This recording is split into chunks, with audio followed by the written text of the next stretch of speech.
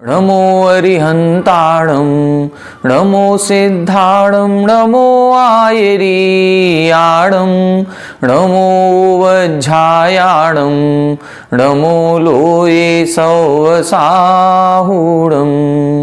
मोक्षमार्गस्य नेतारं भेत्तारं कर्मभूभृतां ज्ञातारं विश्वतत्त्वानां वंदे तद्गुणलब्धये। 1008 श्री मूलनायक आदिनाथ भगवान की जय। द्वासांग जिनवाणी माता की जय। आचार्य श्रेष्ठ आचार्य गुरुवर श्री 108 उमा स्वामी जी महाराज की जय। आचार्य श्रेष्ठ आचार्य गुरुवर श्री 108 पूज्यपाद स्वामी जी महाराज की जय। आचार्य श्रेष्ठ आचार्य गुरुवर श्री 108 विद्यासागर जी महाराज की जय। तीर्थ चक्रवर्ती जगत पूज्य निर्यापक श्रमण मुनि पुंगव श्री 108 सुधा सागर जी महाराज की जय। समस्त मुनि संघ की जय। आलोक मोदी स्वाध्याय सुधा यूट्यूब चैनल पर आप सभी दर्शकों का एक बार पुनः हार्दिक स्वागत, हार्दिक अभिनंदन। पूज्यवर आचार्य पूज्यपाद स्वामी जी द्वारा रचित इस सर्वार सिद्धि ग्रंथराज की स्वाध्याय श्रृंखला में 9वें अध्याय के अंतर्गत संवर और निर्जरा तत्व पर अपना व्याख्यान चल रहा है। पूज्यवर ने संवर के कारणों के अंतर्गत गुप्ती, समिति, धर्म, अनुप्रेक्षा, परिसहजय और चारित्र का वर्णन किया था, जिसका वर्णन हम सभी ने विस्तार के साथ समझ लिया है, पूर्ण कर लिया है। इसके बाद उन्होंने एक सूत्र लिखा था तपसा निर्जराच, अर्थात तप के द्वारा संवर भी होता है और कर्मों की निर्जरा भी होती है। ये जो तप है ये 12 प्रकार का होता है, जिसमें प्रमुख 2 प्रकार से है, बहिरंग तप, अंतरंग तप, दोनों के 6 भेद थे। इन सभी 6 भेदों को अपन ने विस्तार से समझ लिया। पूर्व कक्षाओं में अभी हमने ध्यान तप पर चर्चा की थी, जिसमें आर्त, रौद्र, धर्म और शुक्ल इन 4 प्रकार के ध्यानों पर भी अपनी विस्तार से चर्चा हो गई। इस चर्चा के दौरान जब शुक्ल ध्यान की समाप्ति कर रहे थे तब इधर उन्होंने लिखा था कि ये 12 प्रकार के तप के अंतर्गत जो ध्यान है, इन सभी ध्यान के द्वारा और तप आदि के द्वारा कर्मों का संवर भी होता है और कर्मों की निर्जरा भी होती है। संवर के बारे में अपन ने पढ़ लिया है विस्तार से। आज अपनी जो चर्चा प्रारंभ होगी वो निर्जरा पर होगी। निर्जरा किसे कहते हैं? तो कर्मों का एक देश क्षय होना ये निर्जरा कहलाती है। लेकिन ये निर्जरा जो होती है ये परिणामों की विशुद्धि के आधार पर किसी के ज़्यादा होती है, किसी के कम होती है। जितने भी जीव हैं इस संसार में, यदि हम कर्मों का बंध भी कर रहे हैं तो कर्मों की निर्जरा भी कर रहे हैं। निर्जरा के 2 भेद अपन ने पूर्व कक्षाओं में पढ़े थे। वहाँ उन्होंने सविपाक निर्जरा और अविपाक निर्जरा ये 2 प्रकार से निर्जरा के भेद किए थे। सविपाक निर्जरा तो सभी जीवों की होती ही रहती है, चाहे वो एक इंद्रिय जीव हों, चाहे वो नरक गति के हों, देवगति के, किसी भी गति के जीव हों, सभी जीवों के सविपाक निर्जरा तो होती ही रहती है। अविपाक निर्जरा नहीं होती। अविपाक निर्जरा उसे कहते हैं जब हम तपस्या विशेष करते हैं, साधना विशेष करते हैं, तो जो कर्म अभी उदय में आने के योग्य नहीं हैं उन कर्मों को भी उदय में ला देना, इसको हम अविपाक निर्जरा कहते हैं। यहाँ जो आज प्रसंग अपना प्रारंभ हो रहा है ये असंख्यात गुण श्रेणी निर्जरा के संबंध में है कि जो निर्जरा होती है कर्मों की उसके भी कई प्रकार होते हैं। एक तो सामान्य निर्जरा हो रही है, हम सामान्य से कर्मों का बंध कर रहे हैं और सामान्य से कर्मों की निर्जरा भी चल रही है। लेकिन जब हम लोगों के परिणाम विशुद्ध होते जाते हैं तो उस विशुद्धि के कारण से कर्मों में गुणित क्रम से निर्जरा प्रारंभ हो जाती है। गुणित क्रम का मतलब होता है पहले समय में यदि 2 कर्मों की निर्जरा हुई तो दूसरे समय में 4 कर्मों की निर्जरा होगी, तीसरे समय में 8 कर्मों की निर्जरा होगी, चौथे समय में 16 कर्मों की निर्जरा होगी, फिर 32, फिर 64, फिर 128, 256, इस तरह से बढ़ते क्रम में क्या किया अपन ने? ये 2 गुना किया, 2 गुणित क्रम में। लेकिन जब विशुद्धि बढ़ती है तो विशुद्धि के साथ ये निर्जरा असंख्यात गुणी हो जाती है। असंख्यात गुणी का मतलब पहले समय में जितने कर्मों की निर्जरा हुई उससे असंख्यात गुणे कर्म दूसरे समय में झड़ेंगे। दूसरे समय में जितने कर्मों की निर्जरा हुई उससे असंख्यात गुणे कर्म तीसरे समय में, 2 गुणे नहीं, असंख्यात गुणे हम कर रहे हैं। और जब परिणामों की विशुद्धि के कारण से इस प्रकार की निर्जरा होती है तो हमें शीघ्र ही मुक्ति की भी प्राप्ति हो जाती है।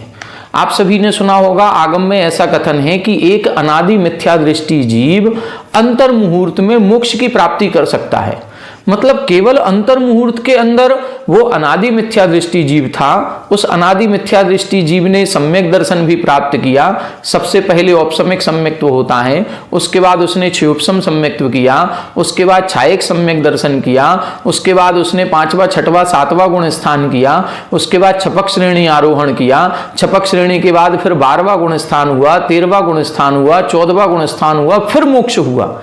ये सारा क्रम उसने अंतर मुहूर्त में कर लिया और अंतर मुहूर्त में ऐसी विशुद्धि बनी उसकी कि अंतर मुहूर्त में पूर्व अनंत भवों के सारे कर्मों को एक साथ नष्ट कर दिया। इसको बोलते हैं हम असंख्यात गुण श्रेणी निर्जरा। ये असंख्यात गुण श्रेणी निर्जरा के 10 स्थान यहां पर बताए गए हैं कि कौन कौन से स्थान में असंख्यात गुणी निर्जरा होती है। एक और हम समझें, असंख्यात गुण श्रेणी निर्जरा में क्या होता है, कैसे ये अचानक से सारे कर्म एक साथ झड़ जाते हैं। छोटा सा उदाहरण एक आपको हम बताते हैं कि जैसे एक बार ये कहा गया था कि आप सभी ने शतरंज देखा होगा या चेस देखा होगा, तो उस शतरंज के 64 खाने होते हैं। किसी ने बताया कि यदि हम ये 64 खाने हैं, इनमें पहले खाने में चावल का एक दाना रखें, चावल का एक दाना रखें, दूसरे खाने में 2 दाने रखें, तीसरे खाने में हम 4 दाने रखें, दुगने दुगने। यदि हम पहले खाने से डबल करते चलें और पहले में केवल एक ही दाना रखना है, तो हमें लगभग 32-33 खाने पहुंचेंगे तो ही हमें कुंटलों चावल की जरूरत पड़ेगी। सोचें जरा, एक सोचने में बड़ा आश्चर्यकारी लगता है कि हम चावल के दाने की बात कर रहे हैं। एक मुट्ठी चावल लेते हैं तो 100 दाने, 200 दाने, 500 दाने आ जाएंगे। एक बोरी चावल यदि हम 30 किलो की, 25 किलो की लेते हैं तो उसमें कितने चावल के दाने होंगे हम गिनती भी नहीं लगा पाएंगे। अब फिर हम क्या कह रहे हैं, 30-32 खाने में ही जो हम दुगना कर रहे हैं, उतने में ही हमको 2, 4, 10 कुंटल खाने चावल की जरूरत पड़ेगी। और 64वें खाने तक तो हम पहुंच नहीं पाएंगे, अपन को एक ट्रक उतरवाना पड़ेगा। ये कैसे संभव है? ये ऐसे ही संभव होता है। इस आप हिसाब लगा करके देखना, पहले खाने में 1, दूसरे में 2, तीसरे में 4, फिर 8, फिर 16, फिर 32, फिर 64, फिर 128, 256, अब 512, फिर 1024। मान लो ये 10वें दिन अपन पहुंच गए 1024। यदि मान लो हम एक मुट्ठी चावल लेकर के जा रहे हैं और 1000 दाने, तो उसमें मान लें 1000 दानों में कम से कम 100 ग्राम तो मान लें। तो 100 ग्राम, यदि 1000 दाने चावल का वजन 100 ग्राम है, तो 10वें दिन हम 100 ग्राम पे पहुंचे। तो अब 11वें दिन 200 ग्राम, 12वें दिन 400 ग्राम, फिर 800 ग्राम, फिर 1.5 किलो, फिर 3 किलो, फिर 6 किलो, फिर 12 किलो, फिर 24 किलो, फिर 48 किलो, फिर 96 किलो। 96 किलो में एक बोरे पर पहुंच गए। लगभग 100 किलो का एक बोरा हो जाता है 1 कुंटल। अब 1 कुंटल, फिर 2 कुंटल। आप सोचें, हिसाब लगाएंगे, 25वें 30वें दिन में ही हमें कुंटलों चावल की जरूरत पड़ेगी। इसी क्रम से कर्मों की निर्जरा होती है। इसी तरह एक उदाहरण और आपको बताते हैं। एक नव युवक था जिसको एक नौकरी की तलाश थी और वो एक बार कहां पहुंचा, एक माचिस की फैक्ट्री में पहुंचा जहां मैच बॉक्स बनाए जाते थे, माचिस की तीली वो बनाई जाती थी। और वहां पर जाकर के उसने इंटरव्यू पैनल में ये कहा कि जब सिलेक्शन हो गया और इंटरव्यू पैनल में से पूछा गया कि आप कितनी सैलरी लेंगे, तो उसने कहा हमें सैलरी नहीं चाहिए। जबकि यदि वो सैलरी की डिमांड करता और वो कहता कि हमको लाख रुपए महीने की सैलरी चाहिए, तो लाख रुपए महीने की सैलरी भी वो देने को तैयार हो जाते। लेकिन उसने क्या कहा, हमें नहीं चाहिए सैलरी। फिर बोले क्या चाहिए आपको? वो बोला कि हम जिस दिन से नौकरी ज्वाइन करेंगे उस दिन हम एक तीली माचिस की वो अपने घर ले जाएंगे, और दूसरे दिन 2 तीली ले जाएंगे, तीसरे दिन 4 तीली ले जाएंगे। ऐसे डबल करके हम तीलियां ले जाएंगे, हमें पेमेंट नहीं चाहिए। अब जो इंटरव्यू में पैनल बैठा था, कंपनी के डायरेक्टर वगैरह बैठे थे, उन्होंने सोचा कि ये कैसा लड़का है, हम इसको लाख रुपए दे रहे हैं और ये केवल एक तीली चाह रहा है। ये महीने भर में कितनी तीलियां ले जाएगा? इतनी तीलियां तो हमारे यहाँ टूट करके फिक जाती हैं। जबकि माचिस की कीमत कितनी सी होती है? एक माचिस आती है लगभग 1 रुपए की आती होगी, 2 रुपए की आती होगी, जिसमें लगभग 32 तीली लगभग निकलती हैं। अब उसने क्या मांगा, कहां 1 लाख रुपए महीने दे रहे थे, कहां वो तीली पर आ गया। उसको नौकरी दे दी गई, लेकिन विश्वास मानेंगे तो वो 1 महीने की नौकरी नहीं पूरी कर पाया और कंपनी वालों ने उसके हाथ जोड़ लिए कि हम आपको आपकी शर्तों पे काम नहीं करवा सकते। क्यों? क्योंकि 1 महीने के अंदर ही उसकी स्वयं की एक फैक्ट्री खड़ी हो गई, वो केवल इसी क्रम से। आज वो 1 तीली लेकर के गया, कल 2 तीली लेकर के गया, फिर 4, फिर 8, फिर 16, फिर 32 तीलियों का एक मैच बॉक्स बन जाता है, 1 माचिस हो गई है। ये लगभग 6वें दिन 1 माचिस हो गई उसकी, 7वें दिन 2 माचिस, 8वें दिन 4, 9वें दिन 8 और 10वें दिन 16 माचिस का एक छोटा पैकेट बन गया। 10वें दिन 1 पैकेट हो गया। अब 11वें दिन 2 पैकेट, फिर 4 पैकेट, फिर 8 पैकेट, 8 पैकेट का इतना बड़ा 1 पैकेट हो गया। फिर इतना बड़ा पैकेट आज 1 लेकर के गया। 5वें दिन फिर इतना बड़ा 1 बन गया पैकेट, कार्टून पूरा। आज 1 कार्टून लेकर गया। 5वें दिन अब तो 10 कार्टून 20 कार्टून उसके साथ हो गए, तो 1 टैक्सी लोड होकर के गई। आज 1 टैक्सी लोड होकर के गई, कल 2 टैक्सी, फिर 4 टैक्सी, फिर तो अब ट्रक लोड होकर के जाने लगा। मतलब 25वें और 30वें दिन तो उसके यहां से फैक्ट्री से ट्रक का माल लोड होकर के और उसके यहां गोडाउन में उतरने लगा। ये होता है गुणित क्रम। गुणित क्रम में ये अभी आपको जो उदाहरण दिए, ये 2 गुने के उदाहरण दिए।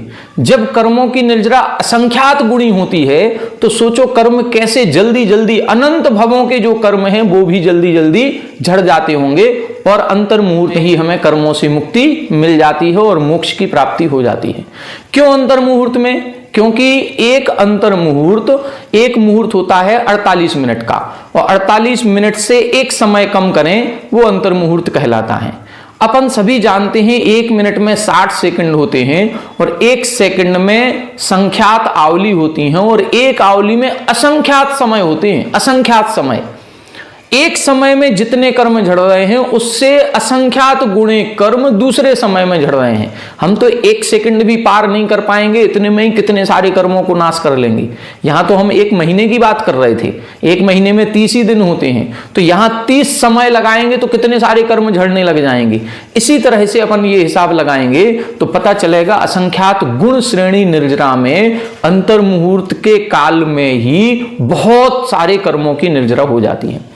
अब ये 10 स्थान कौन से हैं, इस पर अपन आज चर्चा थोड़ी सी करेंगे। आइए देखें पेज नंबर 361 पर उत्थानिका 907 और सूत्र नंबर 45। अत्राह सम्यक दृष्टिया किम सर्वे समनिर्जरा आहुस्वित कश्चित अस्ति प्रति विशेष इति यत्र उच्यते। यहां पर प्रश्न कर रहे हैं कि जो सम्यक दृष्टि आदि जितने जीव होते हैं, ये सारे जीवों के किम सर्वे सम निर्जरा, सभी के समान कर्मों की निर्जरा होती है। आहुस्वित यानी अथवा, कश्चित अस्ति प्रति विशेष, या किसी किसी में विशेषता होती है। तब इधर अब विशेषता का वर्णन कर रहे हैं। विशेषता इतनी है कि जो मिथ्या दृष्टि जीव है वो जितने कर्मों की निर्जरा करता है उससे असंख्यात गुणी निर्जरा सम्यक दृष्टि जीव करता है। सम्यक दृष्टि जीव के जितनी निर्जरा होगी उससे असंख्यात गुणी निर्जरा एक वृत्ति श्रावक करता है। वृत्ति श्रावक से असंख्यात गुणी निर्जरा मुनिराज करते हैं। अब मुनिराजों में भी, अब मुनिराजों के गुण स्थान देखेंगे तो 6वें गुण स्थान से लेकर के 14वें गुण स्थान तक सब मुनि हैं, लेकिन अब उनमें अंतर आएगा। अब वो मुनिराज कैसे हैं? यदि वह मुनिराज क्षोपसम सम्यक दर्शन से अब छायक सम्यक दर्शन करने वाले हैं और छायक सम्यक दर्शन के लिए अनंतानुबंधी की विसंयोजना कर रहे हैं तो इनके परिणाम ज्यादा विशुद्ध होंगे।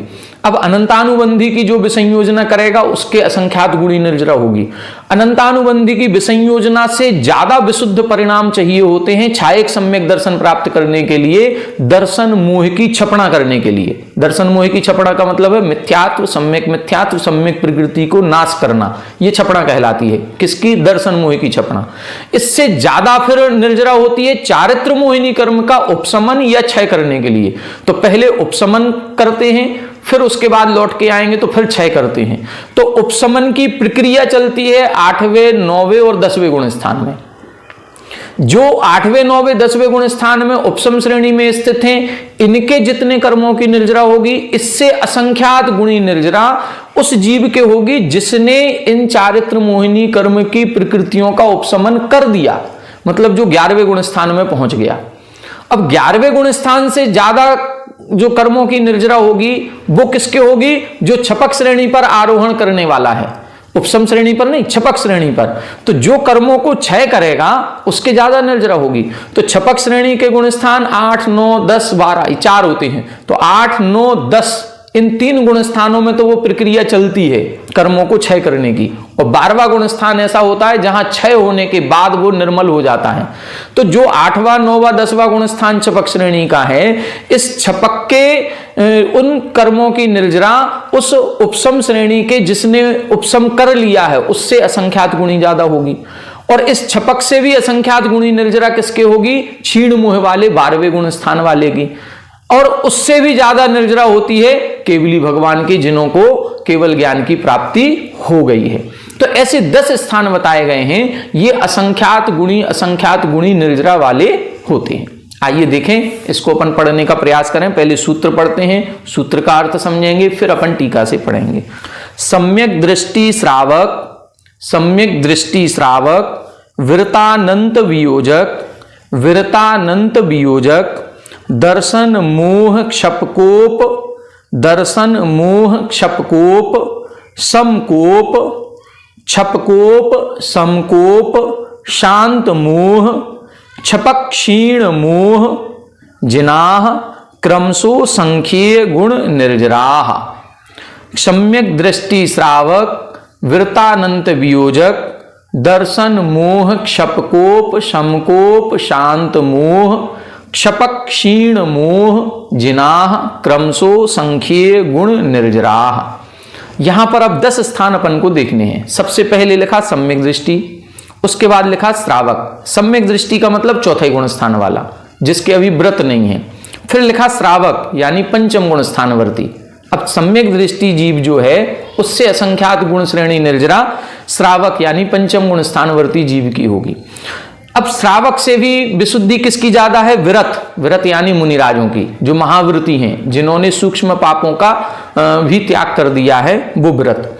अब व्रत के गुण स्थान 6वें से ऊपर हैं, 6वें और 6वें से ऊपर। अनंत वियोजक का मतलब है अनंतानुबंधी की विसंयोजना। ये जो अनंतानुबंधी की विसंयोजना है, ये चौथे गुण स्थान से सप्तम गुण स्थान तक ही होती है। चौथे गुण स्थान से सप्तम गुण स्थान तक जिनके होती है वो चारों गति के भी जीव हो सकते हैं। नरक गति का नार की भी अनंतानुबंधी की विसंयोजना कर सकता है, देवगति का देव भी कर सकता है, त्रियंच गति का त्रियंच भी कर सकता है। अब अपन को यह देखना है कि विरत से असंख्यात गुण श्रेणी निर्जरा अनंत वियोजक की हो रही है। अब विरत का मतलब मुनिराजों का गुण स्थान 6वां 7वां, और अनंतानुबंधी की विसंयोजना हो रही है चौथे गुण स्थान में, एक नार की जीव कर रहा है। तो यहां पर जितनी निर्जरा वो मुनिराज कर रहे हैं, उन मुनिराजों से भी असंख्यात गुण श्रेणी निर्जरा उस नारकी के हो रही है जो अनंतानुबंधी की विसंयोजना कर रहा है। ये विशुद्धि देखना है, विशुद्धि परिणाम की बात है।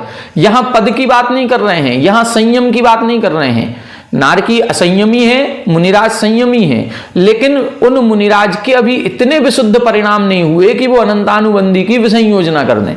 विसंयोजना करने का मतलब होता है हमारी जो कर्मों की सत्ता होती है उसमें अनंतानुबंधी कसाय भी है, अप्रत्याख्यान भी है, प्रत्याख्यान भी है, संजुलन भी है। लेकिन विसंयोजना जब होती है तो पूरी सत्ता से अनंतानुबंधी के द्रव्य को अप्रत्याख्यान, प्रत्याख्यान, संजुलन या नवनो कसाय में डाल दिया जाता है और अनंतानुबंधी सत्ता से ही समाप्त हो जाती है। अब सत्ता में ही अनंतानुबंधी नहीं है तो उदय में भी नहीं आएगी। जब सत्ता में ही नहीं है तो उदय में कहां से आएगी? तो ऐसे जीव जो अनंतानुबंधी की विसंयोजना कर रहे हैं, उस विसंयोजना के लिए परिणामों की विशुद्धि की अत्यधिक आवश्यकता होती है। लेकिन वो विशुद्धि नार की जीव भी कर सकता है, उसके वो विशुद्धि हो सकती है, मुनिराजों के भी हो सकती है। यदि मुनिराज वो अनंतानुबंधी की विसंयोजना कर रहे हो, नारकी भी कर रहा है, तो नारकी से ज्यादा मुनिराज करेंगे।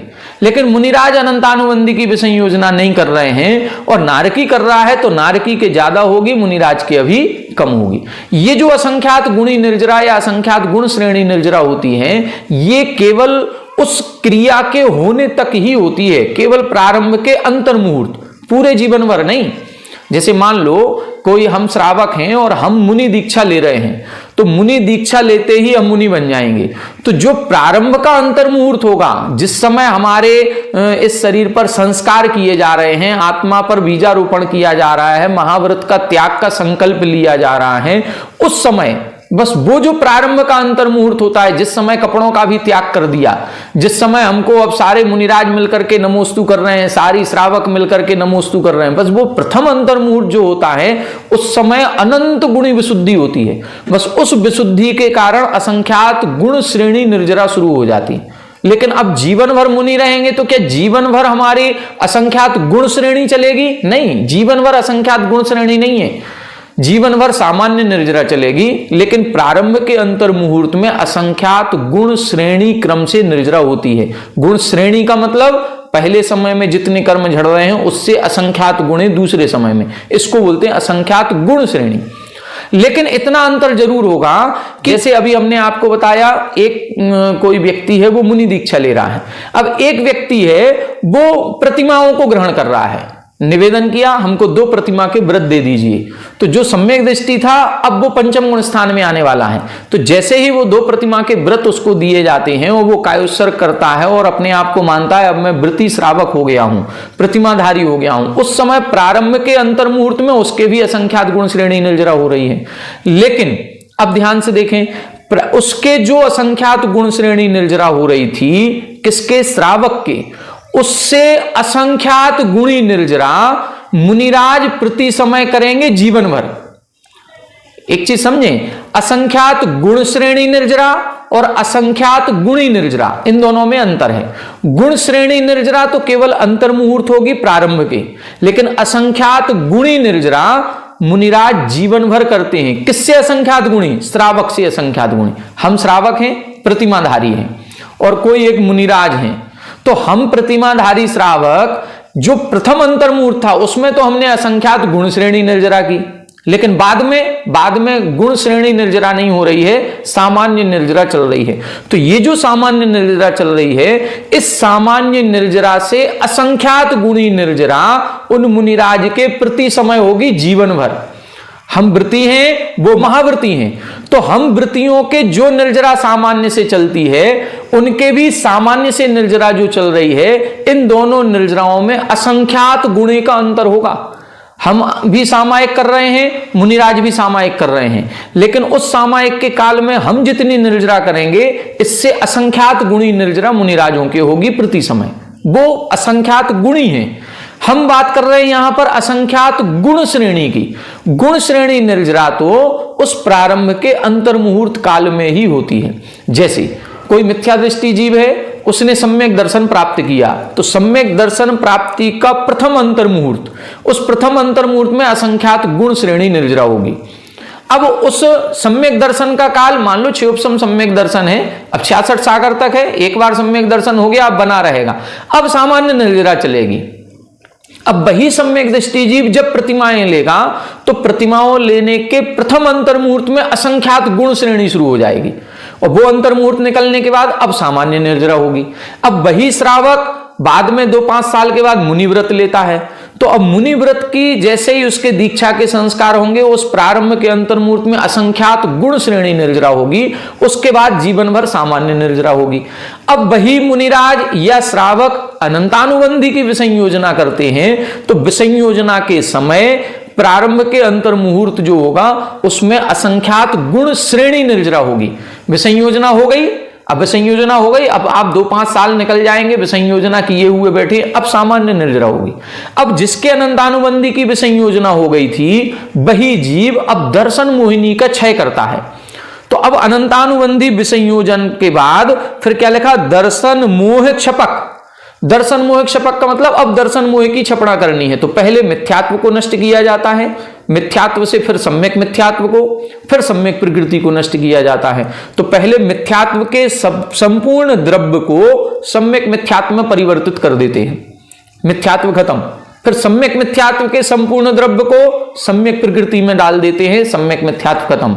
फिर सम्यक प्रकृति का जो अब द्रव्य बचा है उसको धीरे धीरे धीरे धीरे धीरे धीरे क्षय करते हैं। जब इस सम्यक प्रकृति का बहुभाग क्षय हो जाता है तब इस अवस्था को बोलते हैं कृत कृत्य भेदक। मतलब जिसके अनंतानुबंधी की विसंयोजना हो गई, मिथ्यात्व भी क्षय हो गया, सम्यक मिथ्यात्व भी क्षय हो गया, सम्यक प्रकृति का बहुभाग भी क्षय हो गया। ये है कृतकृत्य वेदक। और अब ये ऐसा जीव अंतर मुहूर्त में नियम से उस सम्यक प्रकृति को पूरा क्षय कर देगा, तो वो बन जाएगा छायक। तो ये जो दर्शन मोह की छपड़ा है, जब दर्शन मोह की छपड़ा में मिथ्यात्व से सम्यक मिथ्यात्व, सम्यक मिथ्यात्व को सम्यक प्रकृति और सम्यक प्रकृति को नष्ट किया जाता है, इस समय जो विशुद्धि होती है वो विशुद्धि अनंतानुबंधी की विसंयोजना करते समय के परिणामों से भी अनंत गुणी होती है। इसीलिए यहां पर जो कर्मों की निर्जरा होती है उस विसंयोजना के समय से भी असंख्यात गुणी निर्जरा यहां पर होती है। अब दर्शन मोह छपक के बाद क्या लिखा? उपसमक। उपसमक का मतलब अब चारित्र मोहिनी की बारी है। अनंतानुबंधी खत्म हो गया, दर्शन मोह खत्म हो गया, छायक सम्यक दृष्टि हो गए। अब हमको क्या करना है? अब हम मुनि भी बन गए। मुनि बनने के बाद अब दो रास्ते होते हैं, 8वां 9वां 10वां 11वां गुण स्थान, अथवा 8वां 9वां 10वां और 12वां गुण स्थान। या तो उपसम श्रेणी चढ़े या छपक श्रेणी चढ़े। उपसम श्रेणी बोलते हैं जब चारित्र मोहिनी कर्म की जो बची हुई प्रकृतियां हैं, अप्रत्याख्यान बचा है, प्रत्याख्यान बचा है, संज्वलन बचा है, नवनु कसाय बची हैं, ये जो 21 प्रकृतियां हैं, इन 21 प्रकृतियों का उपशमन करने के लिए जो श्रेणी आरोहण होती है वो कहलाती है उपसम श्रेणी। तो उपसम श्रेणी 8वां 9वां 10वां गुण स्थान, इसको बोलते हैं उपसमक, जो उपसम कर रहा है। तो इस उपसम श्रेणी के जो सम्मुख है, ऐसे उपसमक के वो जो निर्जरा होगी वो दर्शन मोह की छपड़ा वाले से भी असंख्यात गुण श्रेणी होगी। और अब जिस जो उपसमक था अंतर मुहूर्त में, उसने संपूर्ण चारित्र मोहिनी कर्म का उपशम कर दिया और 11वें गुण स्थान में पहुंच गया, जिसका नाम है उपशांत मोह। संपूर्ण मोहिनी कर्म का उपशम हो चुका है। ऐसा जीव 11वें गुण स्थानवर्ती जो जीव है उसके इस उपसमक से भी ज्यादा निर्जरा हो रही है, इसीलिए लिखा उपसमक, फिर उपशांत मोह। उपसमक अलग लिखा, उपशांत मोह अलग लिखा। उपसमक का मतलब 8वां 9वां 10वां गुण स्थानवर्ती उपसम श्रेणी वाला जीव, और उपशांत मोह का मतलब 11वें गुण स्थानवर्ती जीव। अब 11वें गुण स्थानवर्ती जीव जितनी निर्जरा कर रहा है उससे ज्यादा निर्जरा 7वें 8वें गुण स्थानवर्ती वो जीव कर रहा है जो छपक श्रेणी पर आरोहण करना चाहता है, जो चारित्र मोह की 21 प्रकृतियों को क्षय करना चाहता है, उसको बोलते हैं छपक। तो ये छपक शब्द लिखा है, मतलब वो चारित्र मोह को पूरा क्षय करता हुआ आगे बढ़ेगा और फिर कहां पहुंचेगा? सीधा 12वें गुण स्थान में, क्षीण मोह में। तो वहां 11वें गुण स्थान की अपेक्षा 8वें 9वें 10वें गुण स्थानवर्ती उस छपक के ज्यादा निर्जरा हो रही है। क्यों निर्जरा हो रही? क्योंकि इसके परिणाम ज्यादा विशुद्ध हैं। दो प्रकार के स्थान होते हैं, संयम लब्धि स्थान और विशुद्धि लब्धि स्थान। संयम तो 11वें गुण स्थान वाले का ज्यादा है क्योंकि वो यथाख्यात संयम में है, लेकिन विशुद्धि इस 8वें 9वें गुण स्थान वाले की ज्यादा है, चाहे भले वो सामायिक संयम में क्यों ना हो। संयम लब्धि स्थान इसका कम है लेकिन विशुद्धि इसकी बहुत अधिक है। तो विशुद्धि अधिक होने से इसकी कर्मों की निर्जरा असंख्यात गुण श्रेणी क्रम में उस उपशांत मोह वाले से ज्यादा होगी। अब जो छपक था, जो कर्मों की क्षय कर रहा था, उससे भी असंख्यात गुणी निर्जरा कौन करेगा? जिसने इनका क्षय कर दिया, जो 12वें गुण स्थान में पहुंच गया है, क्षीण मोह गुण स्थान में पहुंच गया है। अब उसके सबसे ज्यादा निर्जरा होगी, इसीलिए लिखा क्षीण मोह। और क्षीण मोह से ज्यादा निर्जरा होगी जिनाह, जिनेंद्र भगवान की, जिनको केवल ज्ञान की प्राप्ति हो गई है, जो 13वें और 14वें गुण स्थान में है। इनमें भी भेद करेंगे तो 13वें गुण स्थान में जितने कर्मों की निर्जरा होगी उससे असंख्यात गुण श्रेणी निर्जरा 14वें गुण स्थानवर्ती अयोग केवली के होती है, क्योंकि यहां पर चारों अघातीय कर्मों को एक साथ नष्ट किया जाता है और यहां से मोक्ष की प्राप्ति हो जाती है। तो ये असंख्यात गुण श्रेणी निर्जरा का एक क्रम दिया है। इस क्रम से जैसे जैसे हमारे विशुद्धि बढ़ती जाती है, जैसे जैसे हम चारित्र के मार्ग पर आगे बढ़ते जाते हैं, वैसे वैसे कर्मों की निर्जरा और अधिक और अधिक और अधिक भी होने लगती है। यहां पर समय कम लगता है। सम्यक दृष्टि जीव का जितना अंतर मुहूर्त का समय है वो अंतर मुहूर्त बहुत बड़ा है, लेकिन जो श्रावक का अंतर मुहूर्त है वो उस अंतर मुहूर्त से कम है। मान लो सम्यक दृष्टि का अंतर्मुहूर्त 48 मिनट का मान लेते हैं, तो यहां जो श्रावक का अंतर्मुहूर्त होगा वो और 30 मिनट का ही होगा। फिर व्रत का जो अंतर्मुहूर्त होगा वो और 20 मिनट का ही बचा। फिर अनंत वियोजक का 10 मिनट का ही बचा। फिर दर्शन मोह का छपक का और 5 मिनट बचेगा। इस तरह से मतलब कम कम कम कम है। हालांकि छठवें सातवें आदि जो गुणस्थान हैं इनका काल जो निकाला गया तो वो छठवें गुणस्थान का काल लगभग 3 सेकंड का बताया गया, 3 सेकंड। सातवें गुणस्थान का काल 1.5 सेकंड, उससे आधा।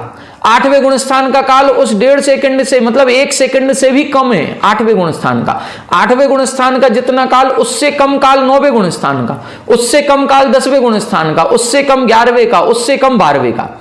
13वें गुणस्थान का काल ज्यादा हो जाता है, क्योंकि 13वें गुणस्थान में पहुंचते ही आत्मा स्थिर हो जाती है। यदि आयु कर्म हमारा बचा हुआ है तो अब 13वें गुणस्थान में रुकना पड़ेगा। यदि मान लो किसी जीव को 8 वर्ष अंतर मुहूर्त की अवस्था में 13वां गुणस्थान प्राप्त हो गया और आयु है एक पूर्व कोटि की, तो अब पूरी आयु भोगनी पड़ेगी। अब आप जल्दी से मोक्ष नहीं जा सकते, आयु वो पूरी भोगनी पड़ेगी। 13वां गुणस्थान तो जल्दी प्राप्त कर लिया, अंतर मुहूर्त में सीधे उधर पहुंच गए, लेकिन अब 13वें गुणस्थान में रुकना पड़ेगा। अरिहंत बनकर के संपूर्ण भारतवर्ष में, संपूर्ण आर्यखंड में भ्रमण चलता रहेगा, समौसरण लगता रहेगा। लेकिन अब 14वां गुणस्थान कब होगा? जब बिल्कुल आयु का अंतिम अंतर मुहूर्त बचेगा तब। तो अब क्या 13वें गुणस्थान में, संपूर्ण 13वें गुणस्थान में निर्जरा उसी प्रकार से चलेगी? नहीं चलेगी, उसी प्रकार से नहीं चलेगी असंख्यात गुण श्रेणी निर्जरा रूप में, नहीं। लेकिन निर्जरा वहां पर भी चल रही है, निर्जरा तो चलेगी लेकिन असंख्यात गुण श्रेणी क्रम में नहीं चलेगी। फिर 14वें गुण स्थान में जब वो अंतिम चौथा शुक्ल ध्यान लगाएंगे उस समय वैसे ही 14वें गुण स्थान का काल पंच लघु अक्षर प्रमाण है, तो सब सर्व जघन्य काल वहीं का है। वहां पर असंख्यात गुण श्रेणी निर्जरा सर्वाधिक वाली होगी और वहीं से फिर मोक्ष की प्राप्ति हो जाती है। तो ये एक क्रम है, इस क्रम को अपन को समझना है। जो मिथ्या दृष्टि जीव है, मिथ्या दृष्टि जीव से असंख्यात गुण श्रेणी निर्जरा सम्यक दृष्टि की होगी। अब मिथ्या दृष्टि में कौन सा मिथ्या दृष्टि लगाना है? मिथ्या दृष्टि जीव जो है वो जो सम्यक दर्शन प्राप्त करता है तो उसके 5 लब्धियां होती हैं, क्षयोपशम लब्धि, विशुद्धि लब्धि, देशना लब्धि, प्रायोगिक लब्धि, करण लब्धि। तो यहां पर जो प्रारंभ की 4 लब्धियां हैं यहां निर्जरा की कोई बात ही नहीं है, यहां कोई असंख्यात गुणी निर्जरा कुछ नहीं होता है। जैसे ही करण लब्धि में प्रवेश किया, बस करण लब्धि में प्रवेश किया, यहां से निर्जरा उसकी शुरू हो जाती है। मिथ्या दृष्टि के भी निर्जरा शुरू हो जाती है। अब वो जो मिथ्या दृष्टि जीव करण लब्धि के परिणामों में जितनी निर्जरा कर रहा है उससे असंख्यात गुण श्रेणी निर्जरा तब होती है जैसे ही उसको प्रथमोपशम सम्यक्त्व की प्राप्ति होती है। मिथ्यात्व के अनुदय होते ही वो कहां पहुंचेगा? उपशम सम्यक्त्व में पहुंचेगा, चौथे गुण स्थान में पहुंचा हो। प्रथम अंतर्मुहूर्त जो होगा उसमें असंख्यात गुण श्रेणी निर्जरा होगी। फिर इसके बाद वो शांत हो जाएगा, अंतर्मुहूर्त तक रहेगी, उसके बाद नहीं होगी। वो उपशम से क्षयोपशम करेगा। अब क्षयोपशम सम्यक्त्व में रुक करके फिर वो जब पंचम गुण स्थान करेगा तो और असंख्यात गुण श्रेणी निर्जरा। पंचम गुण स्थान से जब मुनि बनेगा तो और असंख्यात गुणी निर्जरा। फिर यदि अनंतानुबंधी की भी संयोजना हो रही है तो और असंख्यात गुण श्रेणी निर्जरा। फिर दर्शन मोह की छपड़ा में और अधिक, फिर दर्शन मोह की छपड़ा से अधिक चारित्र मोह की उपसामना करने वाला, उससे अधिक जिसने चारित्र मोहिनी की उपसामना कर ली है उसके, उससे अधिक चारित्र मोह की छपड़ा करने वाले के, उससे अधिक जिसने वो छपड़ा कर ली है उसके, और उससे अधिक 13वें गुण स्थानवर्ती मुनिराज के या जिनेन्द्र भगवान के, ये असंख्यात गुणी निर्जरा होती है। तो आज की कक्षा में अपन ने केवल अभी सूत्र का अर्थ समझा और इस सूत्र में क्या बताया गया है इसका भावार्थ समझा। असंख्यात गुण श्रेणी निर्जरा क्या कहलाती है इसको समझा। कैसे परिणामों में विशुद्धि बढ़ती है तो कैसे कैसे कर्मों की निर्जरा होने लगती है इसको समझा। कल इसको अपन टीका से पढ़ेंगे तो यही विषय फिर से आएगा, एक बार रिपीटेशन हो जाएगा और मूल टीका से अपन पढ़ेंगे तो एक अलग ही आनंद आएगा। इसको अपन कल की कक्षा में पढ़ेंगे। आज की कक्षा में इतना ही। आप सभी हमारे साथ बने रहें। सभी को जय जय।